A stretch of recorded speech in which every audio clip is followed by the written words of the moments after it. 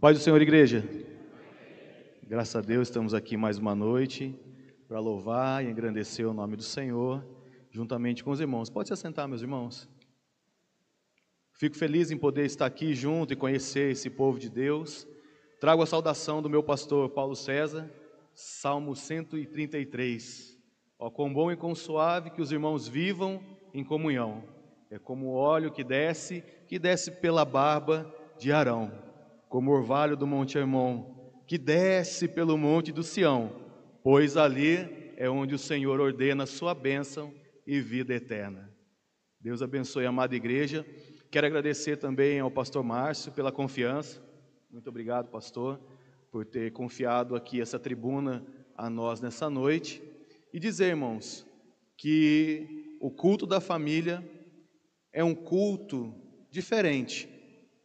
Não que seja mais especial ou menos especial que outro, mas é um culto em que nós podemos falar do dia a dia, falar da vida, o cristianismo na prática, ali no chão. Muitas vezes nos cultos a gente ouve muito sobre teologia, como foram as vidas dos homens e mulheres de Deus, e é muito bom. Quem gosta de teologia sabe disso. Mas o culto da família é o culto do dia a dia, é o culto da casa, é olhar nos olhos da esposa, olhar nos olhos do esposo, pegar os filhos no colo, tratar dos problemas do dia a dia. E é isso, irmãos, onde Deus se faz presente, nos pequenos detalhes, nos pequenos cuidados e em todo o tempo que nós estamos dedicando e honrando o nome do Senhor, servindo a nossa família. Amém? Quero falar para os irmãos, pedir aí aos irmãos que abram vossas Bíblias, no livro de Provérbios, capítulo 18, versículo de número 21. Livro de Provérbios, capítulo 18, versículo de número 21. Em família, irmãos, nós sempre tratamos os assuntos familiares em blocos. Sempre quando vamos aconselhar, vamos trazer uma palavra, alguma família que está passando uma dificuldade, passando um problema, basicamente as famílias vão trazer os mesmos problemas. Às vezes a gente acha que trocando de esposa, vai resolver algum tipo de problema. Muito pelo contrário. Vai trocar somente o CPF. O problema sempre vai ser o mesmo. E quais são os problemas que estão relacionados à família? 4 grandes blocos: problemas relacionados à vida íntima, problemas relacionados à vida financeira, problemas relacionados à criação de filhos e problemas relacionados à comunicação do casal. Dentro desses 4 problemas, logicamente, não daria tempo de falar sobre eles. Então hoje, quero trazer nesse domingo à noite, falar sobre problemas relacionados à comunicação do casal. Por isso escolhi, e o Senhor colocou no meu coração esse texto, que se encontra em Provérbios capítulo 18, de número 21, que diz o seguinte: a morte e a vida estão no poder da língua, e aquele que a ama comerá do seu fruto. Algumas traduções vão dizer: aquele que vive por ela comerá do seu fruto. Outras traduções vão dizer: aquele que a usa bem comerá do seu fruto. Então, nessa noite quero falar com os irmãos acerca de comunicação. Como é difícil muitas vezes dentro de um casal ter uma comunicação sadia entre o casal, entre os filhos, pois muitas vezes nós estamos tão ocupados, irmãos, tão atarefados com as tarefas do dia a dia, que nós deixamos muitas vezes as gentilezas passarem, as palavras de gratidão passar, os momentos em que você poderia trazer uma palavra de conforto, uma palavra de ânimo para o seu cônjuge, ou mesmo para o seu filho, e nesse momento acabam acontecendo os ruídos dentro das famílias. Nesse período, irmão, que eu estou trabalhando com família, já são mais de 12 anos. Eu costumo dizer que onde eu fui mais ferido foi onde o Senhor me usa para poder curar, tendo em vista que eu não tive o privilégio, como muitos dos senhores e as senhoras tiveram, de ter muitos nascido num berço evangélico. Eu não tive esse privilégio. Eu nasci numa família totalmente disfuncional. Para vocês terem ideia, a primeira lembrança que eu tenho de família da minha juventude é o meu pai se defendendo da minha mãe, quando ele estava tomando umas facadas dela. Bem traumático. Imagem nenhuma uma criança dessa deveria levar. Mas a primeira lembrança de família que eu tenho de uma reunião de família é essa. Então eu fui muito ferido no seio da família. Mas foi justamente nesse ponto, quando conheci Jesus, foi onde Ele me curou. Foi onde Ele restaurou a minha fé nas pessoas, foi onde Ele me deu uma família e foi onde eu estou servindo Ele junto com a minha família, na casa dEle. Lá eu aprendi a ser pai, vendo os obreiros mais velhos da casa, aprendi a ver como as mães tratavam seus filhos, olhando nas irmãs. A igreja foi um grande referencial de família para mim, irmãos. E é por isso que eu louvo ao Senhor, por ter conhecido a Ele aos 21 anos. Não à toa, passei a trabalhar no ministério da família. Não à toa, após se formar em Direito, me especializei na área de família. Desde o meu estágio na Defensoria Pública, onde eu estava, família. Então saiba que talvez o lugar que esteja sendo mais ferido é o lugar que o Senhor vai te usar para curar. Talvez o lugar onde o inimigo mais trabalhou para te destruir, é ali que o Senhor vai te usar para edificar. Então não importa o momento que você está passando, não importa a fase que você está vivendo, o Senhor tem algo para realizar na sua vida, o Senhor tem algo para realizar na sua família. Olhe mais adiante, aguente mais um pouquinho, que a bênção do Senhor já está chegando. Aleluia. Olhando nesse contexto, o escritor de Provérbios, ele vai dizer que a vida e a morte se encontram no poder da língua. Língua que nós podemos traduzir como o poder da palavra, ou seja, aquilo que eu falo, da maneira com qual eu falo, ou ainda com o sentimento que eu me expresso, eu vou produzir dentro da minha casa vida ou morte. O ensino que o apóstolo Tiago vai dar na sua carta também, no capítulo de número 3, vai ser nesse mesmo sentido, onde ele vai usar a língua como 3 destinos. A língua como destino para direcionar, quando ele fala que a língua é como um freio na boca de um cavalo, ou quando ele fala que a língua é como um pequeno leme num barco perante uma grande tempestade. Ela pode ser usada também para destruir. Quando ele fala que a língua ela é tão pequena, mas é como uma fagulha numa floresta, em que uma simples fagulha pode incendiar uma floresta inteira. Ainda falando em destruição, ele fala que a língua de muitos é cheio de peçonha, ou seja, veneno. Um pouquinho de veneno pode matar também. Mas da mesma forma ele fala que a língua também, ela é como um manancial, que dela pode florescer bênçãos, mas ao contrário também ela pode florescer maldições. Nesse contexto, nós temos então a função da comunicação dentro do lar em 3 pontos: construir, destruir e deleitar. Repita comigo, irmãos: construir, destruir e deleitar. Então, quem vai determinar como a língua e a palavra é usada dentro da casa são os senhores e as senhoras. Muitas vezes a gente dobra o joelho diante de Deus, falando: Senhor, transforma meu casamento, Senhor, transforma minha esposa, Senhor, transforma o meu esposo. Quando na realidade nós deveríamos orar ao Senhor dizendo assim: Senhor, me transforma. Senhor, muda o meu jeito de falar. Senhor, muda o meu jeito de me comportar. Porque a gente sempre acredita que o problema está sempre em quem? No outro. O outro é sempre o problema. Não é à toa que o apóstolo Tiago, quando vai começar o capítulo 3, vai falar assim: olha, todos estamos encerrados diante do erro. Ele coloca todo mundo no mesmo balaio. Ou seja, quando eu pensar em apontar para o outro, saiba também que você pode ser o problema em casa. E é muito comum isso, dentro de uma discussão, dentro de uma relação de família, alguém achar que tem razão. Eu costumo dizer que quando eu vou atender um casal, sempre há 3 verdades: a verdade do marido, a verdade da mulher e o que é verdade verdadeira. Cada um tem a sua versão, cada um tem história, só que a história é uma só e serve para os 2. Haja vista que quando alguém vai reclamar de um e do outro, a gente pode notar que um relacionamento ele nunca acaba por conta de um. Um relacionamento ele acaba sempre porque os 2 falham em algum ponto. Seja no ponto de ouvir, seja no ponto de falar, seja no trato, sempre vai ocorrer a falência do relacionamento por conta dos 2. Embora nós sempre queremos achar um culpado dentro de um término, sempre queremos achar um culpado dentro de uma relação, o fato é que todos falharam.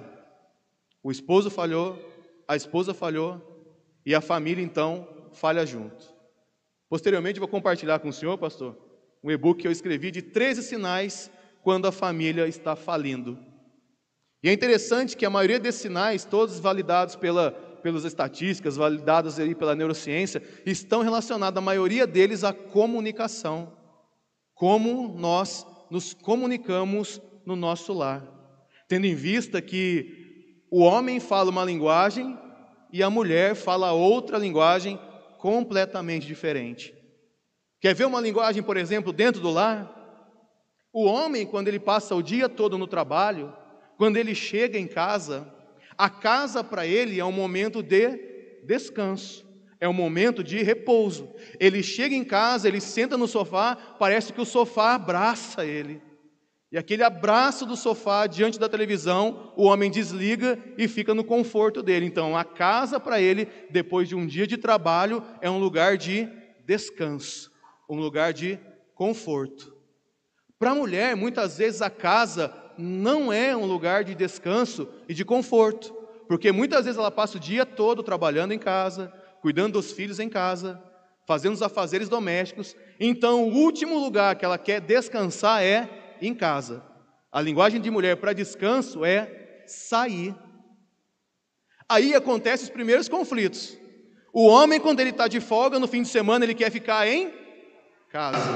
E a mulher, quando ela quer descansar no fim de semana, ela quer sair. Aí, quando um não entende a linguagem do outro, começa o conflito. A mulher fala: amor, vamos passear, vamos sair. Ele fala: eu estou na rua a semana inteira. E agora, no fim de semana, você quer sair? Não. A primeira dificuldade na linguagem começa aí. Então veja que a dificuldade na linguagem, ela começa nas pequenas coisas, nos pequenos detalhes do dia a dia. E são esses pequenos detalhes do dia a dia que começam a corroer os relacionamentos. Tendo em vista que quando acontece um fenômeno de grande estrago dentro da família, é comum a família se unir. Quer um exemplo? Quando acontece uma situação de desemprego em casa, é comum a família se unir, porque ocorreu um mal, e esse mal é comum, e todo mundo então tem que se unir, para que a família se fortaleça. Se acontecer um caso então de saúde dentro da família, a família inteira se reúne, porque temos que tratar a questão da saúde, pois é grave, então a família toda tem que se unir. Agora, o que vem separando famílias é o dia a dia. Não são os grandes problemas, muitas vezes, que separam famílias, são as questões relacionadas ao dia a dia.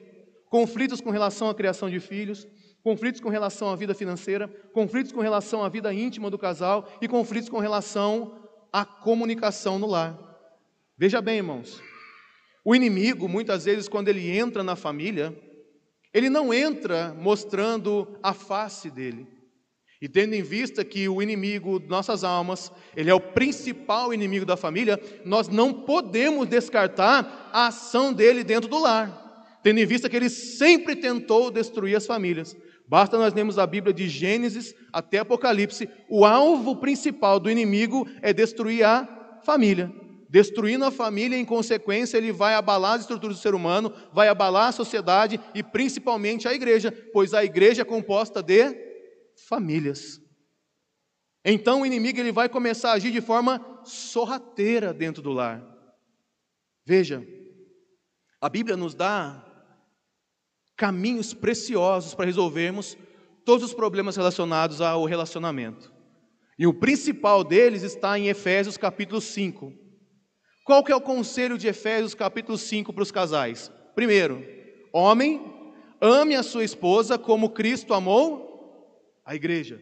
Ou seja, o mandamento é para que o homem ame a sua esposa incondicionalmente, porque a esposa, a linguagem de relacionamento que ela entende é a linguagem do amor, do sentimento. A mulher, ela traz a emoção como poder, como motor para a vida. Não é à toa que a mulher grava muito mais informações do que os homens, porque toda a informação que ela grava a partir do sentimento. Raiva, tristeza, ódio, alegria, nojo, enfim. Todas as informações que a mulher recebe, ela recebe e grava a partir de um sentimento. É por isso que muitas vezes nós estamos discutindo com as nossas esposas e ela vem com um assunto de 10, 20 anos atrás. Por quê? Porque ela gravou aquela informação com um sentimento.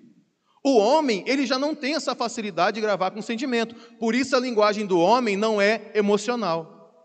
Por isso que muitas vezes as irmãs se frustram quando ela vira para o marido e fala: meu amor, eu te amo. Aí qual que é a resposta dele muitas vezes? Tá bom. Obrigado, viu? Sim ou não? Aí as irmãs falam: mas você não me ama? Dele: claro. Mas por que você não falou que não me ama? Ah, porque você sabe que eu te amo. A mulher, ela relaciona o amor ao sentimento. O homem, ele relaciona o sentimento do relacionamento, não as emoções, mas ele relaciona a estabilidade do relacionamento dele baseado no respeito. Por isso que a Bíblia vai dizer: homens, amem as suas mulheres como Cristo amou a igreja, Efésios capítulo 5, e em seguida vai dizer assim: mulheres, respeitem os seus maridos. Porque aí nós temos um ciclo de virtude, que chama-se na psicologia, ciclo da virtude do relacionamento. Na medida em que o homem ama, a esposa o respeita. Na medida que a esposa o respeita, o homem ama cada vez mais. E quando se tem esse ciclo dentro do casamento, nós temos um relacionamento saudável, que pode vir vento, pode vir tempestade, pode vir problemas, mas enquanto o homem está amando incondicionalmente a sua esposa, enquanto a esposa está respeitando o seu marido, a relação, ela tem seu fundamento preservado. Agora, acontece muitas vezes um ruído nessa relação, um ruído nesse ciclo, ao ponto em que, quando a mulher não se sente amada, ela vai e desrespeita o seu marido. Na medida que o marido se sente desrespeitado, ele passa a não mais amar a esposa, mas ele passa a tratar a esposa com indiferença. E quando se entra nesse ciclo, a psicologia vai chamar desse ciclo do vício. Quando não se consegue ter mais uma comunicação dentro do lar. Porque toda comunicação dentro do lar passa a ser uma comunicação hostil. Talvez você já deva ter vivido isso aí. Quando o seu esposo ou sua esposa começa a falar alguma coisa com você, você vira: ah, tá bom, pode falar, fala à vontade, fala aí que eu não estou nem te escutando. Quer matar uma mulher de infarto fulminante, é você falar para ela que você não está escutando ela. Fica a dica aí, meus irmãos. O homem, ele tem que ser um bom ouvinte, ainda que você não esteja entendendo nada, ainda que os assuntos mudem a cada 2 minutos, você está dizendo sempre assim: sim, eu te entendo, perfeito, estou te escutando. Porque a partir do momento em que o homem começa a tratar a mulher com indiferença, a partir do momento que ele olha para ela e diz assim: eu não quero te ouvir, eu vou sair, e vira as costas, aí a mulher, ela já se sente totalmente na liberdade para poder desrespeitar o marido. E como que ocorre esse desrespeito? Esse desrespeito da mulher é diferente da indiferença do homem. Enquanto o homem, ele passa a não mais amar a mulher, passa a tratar ela com indiferença, passa a não valorizar a presença, passa a não valorizar as coisas que ela faz em casa, passa a não ouvir mais o que ela tem a dizer, passa a não se interessar muitas vezes pelos assuntos dos filhos em casa. E esse ciclo é bem marcado quando o marido está em casa, mas parece que ele não está, que é uma grande reclamação das irmãs, quando vão pedir aconselhamento, diz assim: meu marido parece que está em casa, mas é a mesma coisa que não estivesse. Parece que eu estou casada, mas ao mesmo tempo sozinha. É porque já se instaurou a indiferença no coração dele. E essa indiferença vai fazer com que nasça no coração da mulher a falta de respeito. E essa falta de respeito, ela vem acompanhada daquilo que o homem mais preza na vida dele, que chama-se reconhecimento. O homem, ele tem uma necessidade gigantesca, irmãs, de ser reconhecido no que ele faz. Pensa bem, quando o marido chega em casa, num belo dia, sem você pedir, sem você dar nenhuma ordem para ele, e aquela parede que faz 6 meses que não é pintada, ele começa a pintar. Está lá fazendo trabalho, aí ele vira para você e diz assim: tá vendo? Pintei a parede. A irmã veio e fala: nossa, mas também, depois de 6 meses, já estava na hora já. É capaz de largar o rolo de pintura, deixar a tinta e deixar de pintar. Por quê? Porque ainda que demore 6 meses, ele quer virar para a esposa e dizer: estou pintando a parede. E ele quer ouvir da esposa o seguinte: muito obrigado, meu amor, por você estar pintando a parede. Porque é a linguagem que ele entende como uma linguagem de respeito. E quando acontece também o desrespeito por parte das irmãs, e é muito comum, quando ela está ferida por causa da indiferença. Nós homens somos difíceis de se abrir, irmãs. Entenda isso no seu coração. Um homem, para ele contar um problema dele, demora 2 a 3 meses. Isso ele vai contar se o problema tiver resolvido. Se ainda não tiver resolvido, ele nem te conta. Aí muitas vezes você pergunta para ele: meu amor, o que está acontecendo? Ele vira e fala assim: não está acontecendo nada, mas tem um problemão no colo dele para ele resolver. Aí um belo dia ele chega para você e fala assim: meu amor, sabe por que eu estava há 3 meses atrás, todo esse tempo, sem falar, meio emburrado, sem querer se comunicar com você? Você fala assim: pode falar, filho. Então, estava um problema assim, assim, assim no trabalho, eu demorei 3 meses para resolver. Aí a primeira reação das irmãs é: por que você não me falou isso? E ao invés de ficar, de certa forma, feliz por ter aquele problema resolvido, ela fica chateada de não ter ficado sabendo o problema. Aí vai dizer para ele: por que você não me falou? Me deixou de fora da sua vida? Não contou para mim, eu poderia ter te ajudado. Mas o fato é que o homem ele não gosta de trazer problemas para dentro de casa. Ele gosta de resolver, para depois falar. E um problema muito grave que acontece muitas vezes é quando o homem ele se abre para a esposa, conta as suas dores, conta as suas dificuldades. Só que a mulher, muitas vezes ferida por conta da indiferença do marido, depois dele contar essa dor que ele tem dentro dele, na primeira dificuldade, na primeira discussão, a mulher pega aquela intimidade, aquela falha e lança no rosto do marido. Isso é doloroso demais para o homem. Naquele momento o homem se fecha ainda mais. E a comunicação, irmãos, vai para o ralo, porque dificilmente aquele homem vai se abrir de novo com você. Quando se instala o ciclo da indiferença e o ciclo da falta de respeito, alguém tem que quebrar esse ciclo. Alguém tem que dar o primeiro passo. Aí é que nós apelamos para a ação do Espírito Santo de Deus. Porque se o homem hoje, irmãos, em nome de Jesus, se você vem tratando a sua esposa com indiferença por estar machucado, peça para que o Espírito Santo de Deus venha curar o seu coração. Venha arrancar toda a indiferença de dentro dele, para que você possa voltar a amar a sua esposa em nome de Jesus, como Cristo amou a igreja. Dê esse primeiro passo. Ou ainda, se é a irmã que notou que está dentro desse ciclo, que está sentindo a indiferença do seu esposo, e irmã, você entende que a sua falta de respeito também, nesse momento, prejudicou a relação, em nome de Jesus, ore para que o Espírito Santo venha restaurar o seu coração nessa noite, para você também dar esse passo. Como eu falei, a relação ela não fracassa sozinha, há a participação dos dois. Dos dois. Quer ver uma coisa que acaba com relação? Falta de admiração. É quando o outro já não brilha mais. É quando o que o outro faz passa de ter importância. É quando as ações do outro passam a ser insignificantes para nós. A falta de admiração dentro de uma relação, ela vai corroendo aos poucos os sentimentos dos dois. Quem já não sentiu isso? De nunca ser reconhecido, de nunca ser admirado, tendo em vista que quando namorava era uma maravilha. O namoro, irmão, ele é marcado por um fenômeno chamado paixão. A neurociência ela vai chegar a dizer que a paixão é comparável com a demência. Por quê? Porque ela afeta o lobo frontal do seu cérebro e faz você passar a não ver defeito. Ou seja, às vezes o seu cônjuge, a sua esposa, o seu esposo tinha um defeito no namoro, mas você não enxergava. Todo mundo virar para você e dizer: olha, fulano tem um comportamento desse aí, você não está vendo não? Você está dizendo: não, ele é lindo. Não, ela é linda. Eu não vejo isso que você está vendo. Por quê? Porque o fenômeno chamado paixão está instaurado para que você venha firmar o seu relacionamento, firmar a sua relação com o seu cônjuge, para depois essa paixão, quando ela morrer, se transformar em amor. Acontece que muitas vezes, principalmente atualmente, as pessoas não se comunicam mais. Então elas vivem eternamente, querem viver eternamente na fase da paixão. Quer um exemplo disso, que as pessoas não se comunicam mais? Vai para um restaurante, vai para um shopping.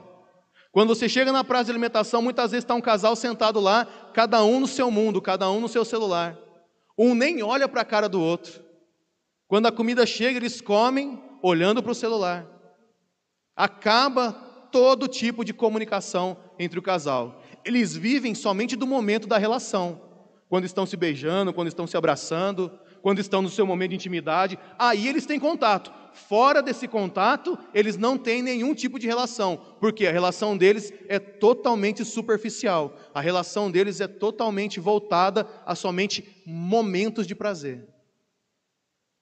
E é muito comum isso dentro de casa hoje. Tendo em vista que a gente tem uma televisão no quarto, tem uma televisão na sala, alguns têm televisão na cozinha, e eu já vi televisão até no banheiro. Não bastasse isso ainda, pastor? Cada um tem seu aparelho celular, ou seja, cada um está num planeta, cada um está no mundo. Dentro de casa, um come na sala, outro come na cozinha, ou o filho pega o prato e vai comer dentro do quarto, termina de comer, deixa o prato debaixo da cama. E na casa não se tem mais comunicação nenhuma. Veja, o inimigo entrou na nossa casa, desviou a nossa atenção, sobrecarregou o nosso cérebro de informação, disse para você que o casamento é só alegria, é só flores, só felicidade. E é por isso que nos primeiros momentos de dificuldade, quando se bate na sua porta um problema, você não consegue mais se relacionar no ponto de querer resolver esse problema. A primeira atitude que muitas pessoas tomam quando acontece um problema dentro de casa é se separar. Como se separar o problema dele fosse resolvido todo. É semelhante ao crente que ele vive uma vida dentro da igreja e num determinado momento da vida dele, pastor, ele está passando uma dificuldade, seja ela financeira, seja de ordem sentimental, emocional. Aí ele vira, chega aqui para o pastor e fala assim: pastor, eu nunca mais vou vir na igreja, porque eu estou com esse problema tem solução. Vê se não é incoerência. Se ele está com um problema, deixar de vir na igreja vai resolver o problema? Se ele está com um problema no casamento, deixar de estar casado vai resolver o problema? Eu creio que não. Eu creio que você pode trocar por um problema ainda maior, chamado divórcio. E só quem já passou por um divórcio sabe o tamanho que é esse problema na família. Sofre pai, sofre mãe, sofre filhos, todo mundo sofre. Ninguém sai sem ter uma marca de um divórcio, que é um problema muito maior. Então, ao invés de optar por um problema maior, resolva os problemas menores. Resolva os problemas do dia a dia. O mandamento bíblico é que a família permaneça. O mandamento bíblico é que a família ela seja reestruturada em Jesus Cristo, que é a nossa rocha, que é a nossa base. E é por isso que quando Jesus está falando, olha, um homem construiu a sua casa na areia. Ele está dizendo o quê? Uma casa sem fundamento. É uma família que não tem fundamento. É uma família que vive no dia a dia só buscando as coisas mais fáceis, só buscando as soluções mais fáceis, só buscando as soluções que não trazem dores, só buscando aquilo que vai trazer prazer para a família. Ele não se preocupa em construir a casa sobre a rocha que é Jesus. Aí quando acontece o dilúvio, quando acontece a tempestade, quando acontece a ventania, qual que é a atitude da casa? Se mantém em pé? Não, a Bíblia vai dizer que combateram contra aquela casa e aquela casa caiu, porque ela não estava preocupada com o fundamento. Porque muitas vezes, irmãos, e deixa eu ter a liberdade de falar isso nesses poucos minutos que me restam, a maioria de nós falha por não tomar decisão. Como assim falha por não tomar decisão? Porque muitas decisões na vida têm um custo para nós. Muitas vezes nós temos que decidir sobre a criação dos nossos filhos. Que é um exemplo bobo, bem bobo mesmo. Seu filho está com sobrecarga de tela, celular, tablet. Aí você chega nele e fala assim: você não vai mais utilizar celular e tela. Toma a tela dele. Aí a criança começa aquele berreiro, e chora, e deita no chão, e rola. Você vai dar comida para ela, ela não quer comer. Você vai tentar agradar, ela não quer agradar. Então você, para não sofrer a dor de disciplinar, você devolve a tela para ela. Devolve a tela para ela, fica quietinha. Você devolve a tela para ela, passa a comer de novo. Você não precisa ter esforço para colocar a comida na boca dela. Ou seja, você opta pelo caminho que lhe causa menos dor. Só que na família, irmãos, tem momentos que você vai ter que tomar decisões que vão doer. Tem momentos que você tem que tomar decisões onde você tem que cortar na sua própria carne. Quer outro exemplo? A família está passando uma dificuldade financeira gigante. Só que o casal ama sair para comer fora. Ai, meu filho, vamos comer uma pizza, vamos. O cartão já está estourado, R$ 5.000. Vamos comer um hambúrguer gourmet? Oh, maravilha de Deus, vamos. E lá se vai as finanças. Aí chega uma hora que um olha para o outro e fala assim: nós não podemos mais gastar. Nosso orçamento está estourado, está explodido. Nós não podemos mais sair aos finais de semana. Aí geralmente o homem olha para a esposa e fala: não é justo conosco. Nós trabalhamos para ter essas coisas na nossa vida. Nós trabalhamos para ter esses pequenos prazeres na nossa vida. Só que o orçamento dele já foi embora faz tempo. Aí quando ele vai ver, acabou o crédito, cheque especial já foi embora, e o que ele recebe no final do mês não cobre as contas do mês. Por quê? Porque não quis cortar aquela dor, não quis decidir. E tem momentos, irmãos, que vai doer. Tem momentos que você não vai querer tomar decisões, mas é exatamente nesses momentos que você vai ter que tomar decisões dentro da família.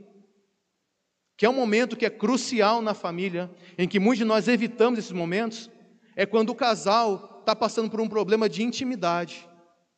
Aí, quando a esposa vai conversar com o esposo sobre a questão da intimidade, pergunta para ele: filho, o que está acontecendo? Nós não estamos mais juntos há um bom tempo, parece que não temos mais essa sintonia. O homem vira e fala: não é nada não, vai passar, é uma fase. Aí passa mais um tempo, aí é o homem que vai cobrar a esposa: filha, faz tempo que nós não ficamos mais juntos, não temos mais aquela alegria de estar momento só nós dois. Ela fala: fica tranquilo, é o cansaço, vai passar.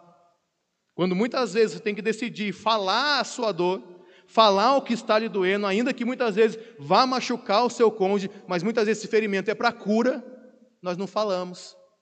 Aí você quer chegar no gabinete do pastor, despejar um balde de sujeira nele, dizer: pastor, limpa a nossa relação aqui, ó. Arruma esses problemas aqui, porque a gente não foi capaz de arrumar. Ou muitos vão querer chegar diante de um juiz e falar assim: juiz, decida a minha vida aqui, porque eu já não tenho capacidade mais de decidir. É isso que você quer para a sua vida? Você quer terceirizar as decisões da sua vida para outra pessoa? Você quer que um juiz decida quantas vezes você vai ver seu filho no fim de semana? Você quer que o juiz decida quanto que o seu filho tem que receber de pensão do pai? Eu acredito que não. Por isso, que tome decisões, mas as tome ao pé da cruz. Tome suas decisões, mas as tome firmada na rocha que é Cristo, e persevere nesse caminho. Persevere com a sua família. Não desista da sua família. Talvez você esteja no momento em que você está pensando: meu irmão, mas não tem mais jeito. Eu já não sinto mais amor, eu sinto que ela não me ama, nós não temos mais comunicação, acabou tudo. Deixa eu dizer para você, Jesus tem poder para levantar e restaurar qualquer relacionamento, se os dois estiverem dispostos a estar diante da cruz. Jesus é poderoso para restaurar relações de pais, de filhos, de esposas, de esposos. Basta você se dobrar diante da cruz. Em nome de Jesus, nessa noite, repreenda o inimigo da sua casa. Nessa noite, comece a tomar decisões, ainda que sejam dolorosas, mas passe a decidir dentro da sua casa. Se essa decisão é de ordem financeira, passe a tomar. Se essa decisão é de ordem íntima, passe a tomar. Se você tem que tomar uma decisão muito importante com relação ao seu filho, tome, mas tome aos pés da cruz e não tenha medo de decidir quando Jesus estiver junto com você nessa decisão. Fique em pé comigo, meu irmão, nessa noite. Posso orar com a família? Aleluia. Glória a Deus. Irmão, eu quero pedir que onde você estiver, vá ao encontro da sua família. Se o adolescente estiver aqui, vá de encontro aos seus pais. Ainda que seu pai esteja aqui em cima do púlpito, vem de encontro a ele. Unam-se as famílias nesse momento, em nome de Jesus. Vá de encontro à sua família nesse momento. Saia da onde você estiver e abrace o seu esposo, abrace a sua esposa, abrace o seu filho. Que nessa noite nós vamos orar ao Senhor. E eu entendo, irmão, pela fé, olhando com os olhos espirituais, que muitas cadeias vão ser quebradas aqui essa noite, que muita indiferença vai ser tirada daqui essa noite, que muita falta de respeito vai deixar de existir nos lares essa noite. Em nome de Jesus, eu creio que há um projeto para a sua família, e é por isso que vocês estão reunidos aqui nesse momento. Há ainda algo, ainda uma missão a ser realizada nessa terra, e o Senhor vai realizar através de você, da sua família. Muitas outras famílias serão restauradas para a honra e glória do Senhor, pelo que você vai demonstrar para a sociedade. Em nome de Jesus, a primeira escolha nesse lugar não vai ser o divórcio, não. A primeira escolha nesse lugar vai ser a restauração. A primeira escolha não vai ser chegar diante de um juiz que julga homens para decidir a vida da sua família, não. A primeira escolha vai ser você, diante do juiz dos juízes, do Senhor dos senhores, colocar a sua família nas mãos dele e dizer: Senhor, está aqui a minha família, o Senhor sabe o que é melhor para nós. Em nome de Jesus, abrace forte a sua família aí nesse momento. Feche teus olhos e orem uns pelos outros. Eu sei que você tem um monte de questões que você quer orar por você mesmo, está tudo bem. Mas nesse momento, interceda pela sua esposa. Marido, interceda pela sua esposa. Esposo, interceda pelo seu marido. Filho, interceda pelo seu pai. Pais, intercedam pelos seus filhos. Nessa noite, a vitória para a família nesse lugar. Pai, em nome de Jesus, Senhor, estamos